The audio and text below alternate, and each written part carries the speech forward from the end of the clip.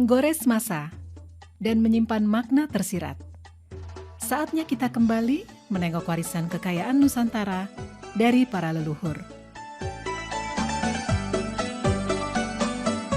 Salah satu warisan leluhur yang masih terjaga sampai saat ini dapat kita saksikan di kota Sengkang, sebuah kota di Kabupaten Wajo, Sulawesi Selatan. Secara sosiologis dan budaya, Kabupaten Wajo memiliki kekayaan budaya dan kekayaan alam yang menakjubkan. Di daerah ini ada Danau Tempe yang dikenal sebagai penghasil ikan air tawar.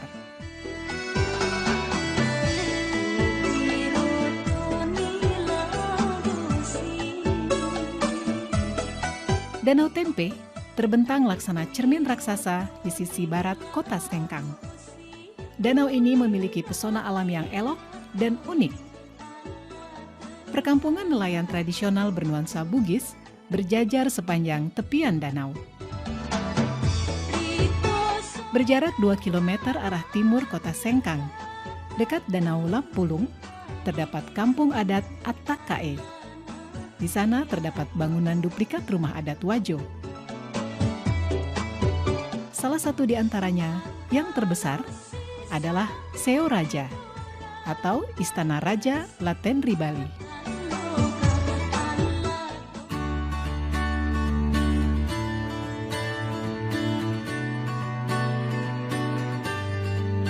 Ada yang khas dari masyarakat Bugis sebagai suku asli yang mendiami wilayah Kabupaten Wajo, yaitu keberadaan kain tenun sutra Sengkang.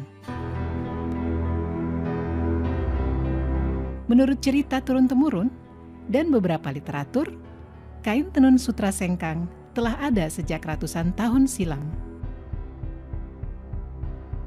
Pertama saya mengungkap sebuah naskah yang pernah saya baca, yaitu Lontrak Belawa. Di situ pertama kali saya temukan kata-kata sutra. Di situ antara perkawinan anak kaji dari Luwu dengan Iswari dari Mancapai.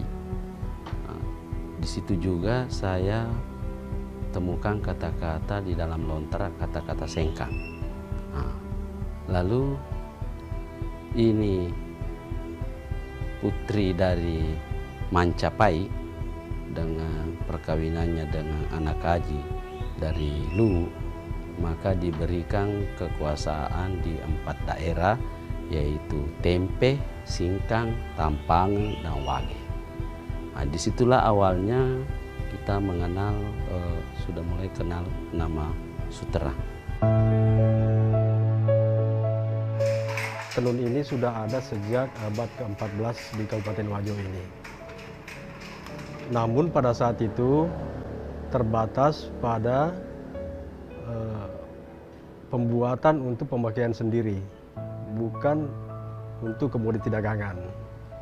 Misalnya seseorang ingin melakukan hajatan pernikahan, terutama pada acara-acara pernikahan, itu biasanya anak-anak perempuan itu diminta atau disuruh oleh orang tuanya untuk menenun sarung, apakah untuk dipakai dia sendiri ataukah untuk orang tuanya. Itu sehingga belum terjadi di masyarakat sebagai suatu komoditi dagangan, tetapi hanya untuk pemakaian sendiri. Sejarah tentang tenun sutra Sengkang tidak dapat dipisahkan dari peran perempuan Bugis dalam keluarga. Orang tua suku Bugis di zaman dulu menjadikan tenun sutra sebagai salah satu cara dalam mendidik anak perempuan mereka. Budaya orang Bugis itu kan dulu kan kebanyakan petani. Nah, perempuannya nggak ada pekerjaan kalau lakinya sudah turun ke sawah. Nah, barang ini atau produksi kain sutra ini sudah membudaya, awalnya dari entah dari mana, akhirnya menjadi budaya tenun di daerah ini. Nah, dari situ orang tua selalu mewarisi ke anaknya. Jadi ada cerita bahwa orang Bugis itu, khususnya orang Wajo, kalau tidak pintar menenun, artinya belum sempurna lah. Kedua, ceritanya kalau ada orang luar yang meminang orang Bugis Wajo, dilihat dari hasil kerja tenunnya itu. Kalau memang hasil kerja tenunnya itu bagus, berarti orangnya sudah sempurna atau sudah ya boleh dikata cantik apa segala begitu. Jadi penilaiannya tergantung dari karyanya untuk yang penenun sutra ini tadi.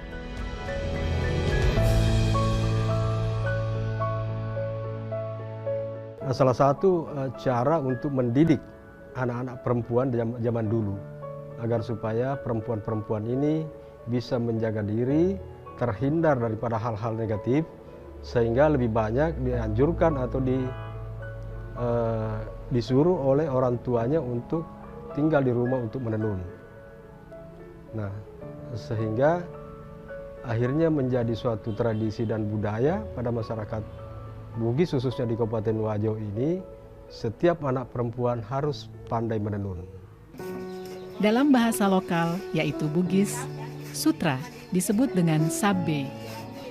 Menengok ke masa yang lalu, aktivitas masyarakat Wajo dalam mengelola sutra sudah dilakukan secara turun-temurun, baik dalam skala industri rumah tangga maupun industri menengah.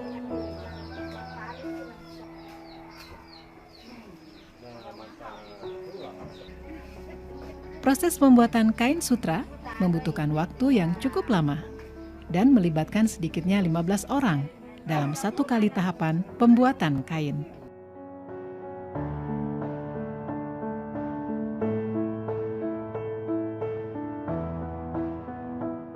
Sebelum menjadi benang sutra, ada proses yang cukup panjang yang dimulai dari peternakan ulat sutra.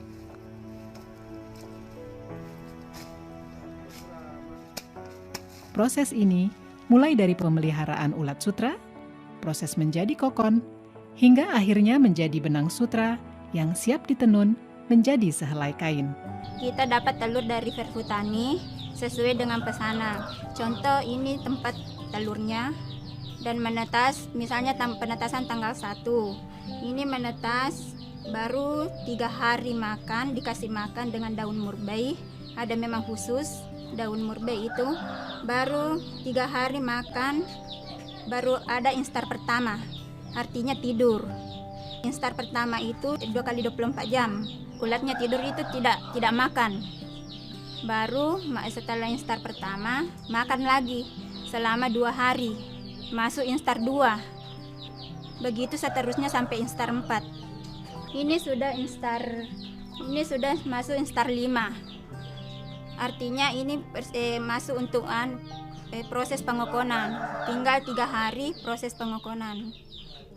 Dia akan membungkus dirinya jadi kepompong. Itu seratnya, dia mengeluarkan air liur dari mulutnya, bikin bundaran untuk membungkus dirinya.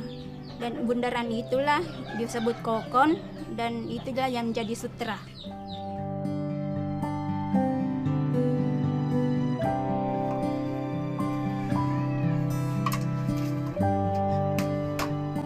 Dalam proses pembuatan benang sutra menjadi kain sarung sutra, masyarakat pada umumnya masih menggunakan peralatan tenun tradisional, yaitu alat tenun gedogan atau masyarakat Sengkang menyebutnya alat tenun walidah.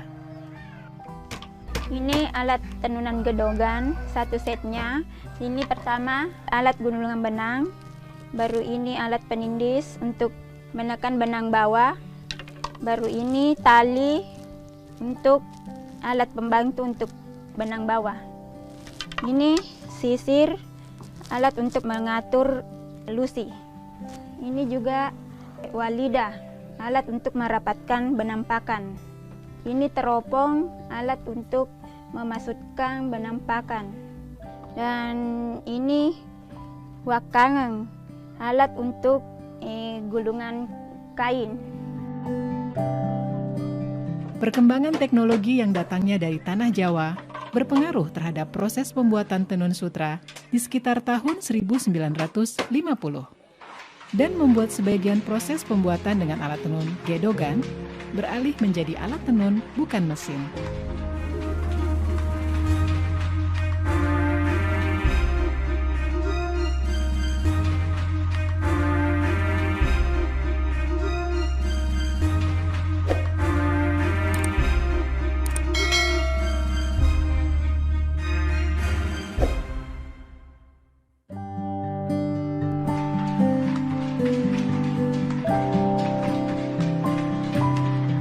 tahun 50 seorang pengusaha yang lebih dulu sebenarnya berkembang, tenun ATBM itu ada di Pulau Jawa, terutama di Bandung.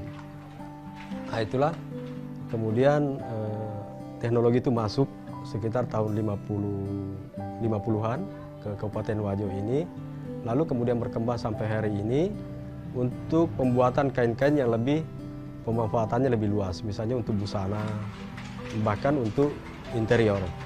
Itu bisa diproduksi dengan ATBM yang lebar kainnya lebih lebar daripada kain gedogan itu yang hanya sebatas 60 cm. Kalau tenun ATBM itu sampai hari ini sudah ada lagi pengembangan baru, bisa mencapai 150 cm.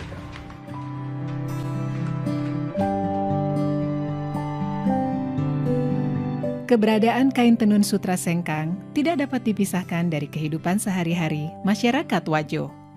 Bahkan di tahun 70-an, tenun sutra seolah mempunyai keistimewaan tersendiri saat hari raya tiba.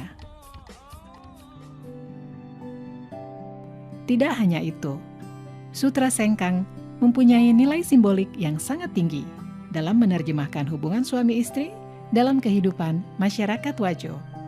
Secara tradisi kita lihat orang yang baru kawin itu ya, sebelum duduk di pelaminan maka harus dimasukkan dalam satu sarung yang artinya bahwa dia itu harus rapat ikatannya dan tidak ada yang sudah mengikat dalam rumah tangganya bagaikan orang di dalam sarung, tidak boleh mengungkap rahasia rumah tangganya walaupun kepada siapa karena sudah masuk dalam satu sarung. Lalu sarung itu dijahit dalam artian sebagai simbolik untuk tidak ada lagi yang akan membicarakan rahasia, kelemahan dan kelebihan di dalam rumah tangganya. Tahun 70-an saya masih dengar semua orang kalau lebaran pasti pakai sarung sutra. Kalau hari lebaran itu bunyinya sarung sutra, kalau di masjid orang berdiri untuk salat semua pasti terbunyi kedengaran sebagai kain sutra, dan saat itu juga orang pada pakai sutra sebagai pakaian salat Idul Fitri. Lalu yang kedua yang saya lihat, orang Wajo itu biar sebagai ibu rumah tangga dia memenuhi kebutuhan suaminya, memasak, memelihara anak, juga dia masih melakukan aktivitas itu dan tidak ada yang terabaikan, semua jadi. Kain tenun sutra sengkang mempunyai ciri khas yang membedakannya dengan tenun sutra dari daerah lain, yaitu warna yang terang dan mencolok. Warna kain tenun ini pun menjadi makna tertentu dan penanda tersendiri dalam kehidupan masyarakat Wajo. Kalau berbicara masalah warna, memang ada peruntukan tertentu bagi pemakaian warna itu. Misalnya saja seorang gadis itu biasanya memakai sarung baloreni, kotak-kotak kecil dan halus, dan terdiri dari warna tua muda. Pada umumnya memakai warna pink terang dengan pink muda, ataukah hijau daun dengan hijau muda, dan seterusnya. Berbeda kalau perempuan itu sudah berkeluarga, itu juga memiliki ciri warna tertentu, ataupun laki-laki yang masih lajang belum menikah. Nah, sehingga pemanfaatan sarung itu pada zaman-zaman yang lampau, pada umumnya keluarga-keluarga jika menghadiri undangan membawa serta keluarga-keluarganya.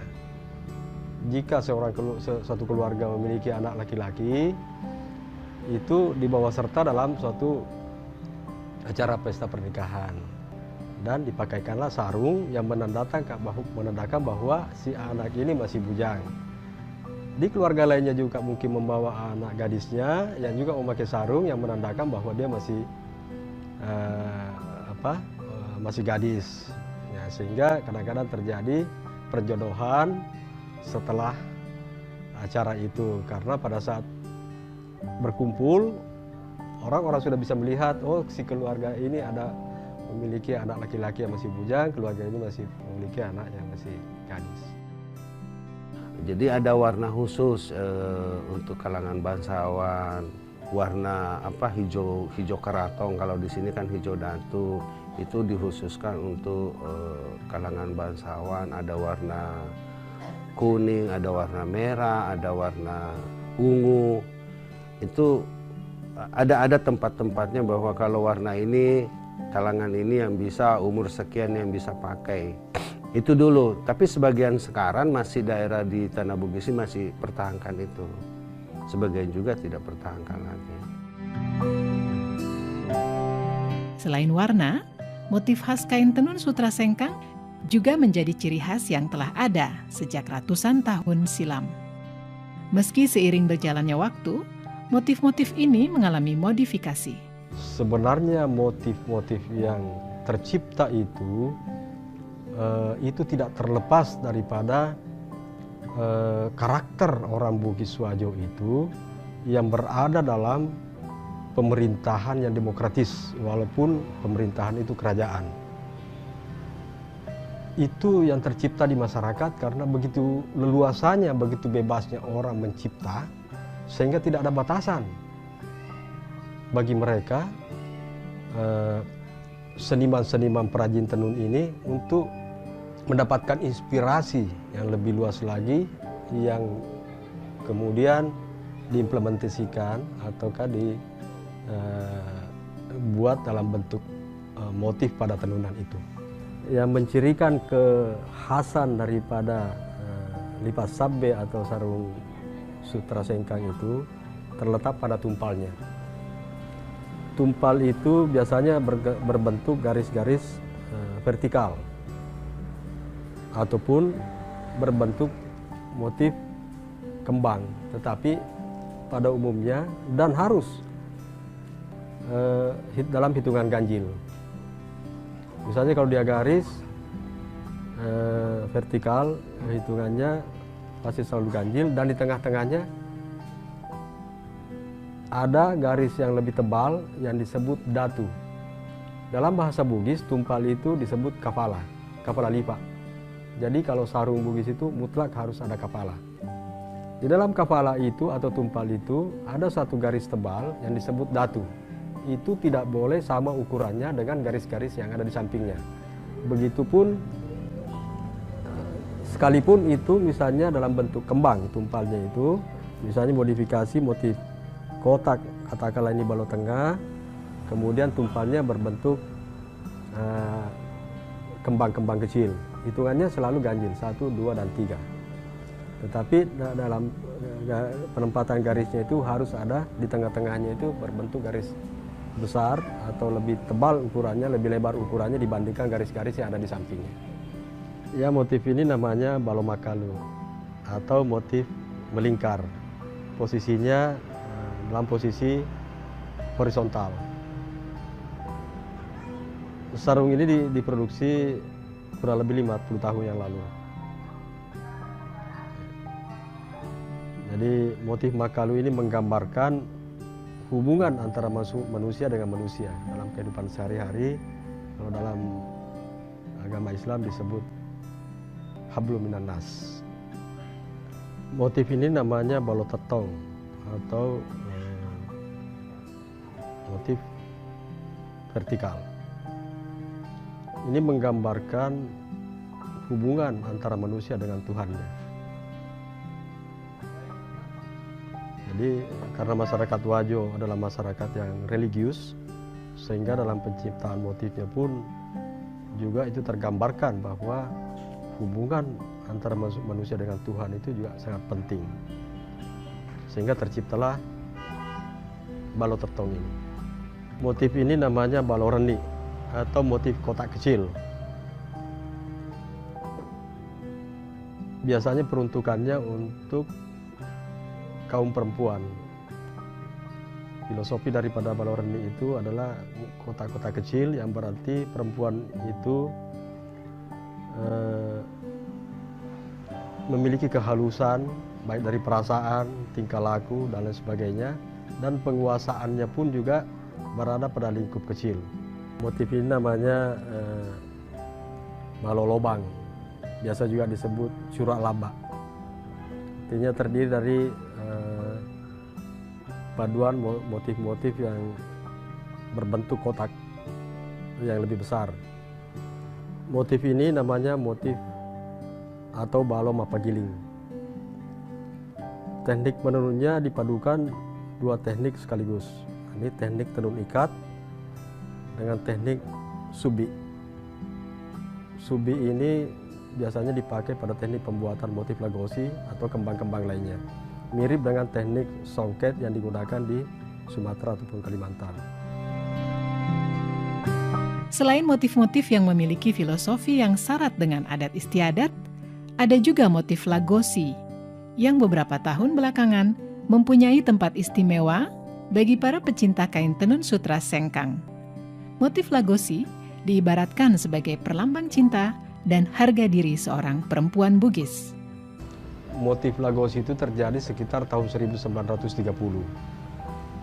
Ketika itu secara besar-besaran masyarakat Wajo, kaum lelakinya itu banyak yang merantau, seperti misalnya ke Malaysia, ke Sumatera, di Kalimantan, dan daerah-daerah lainnya.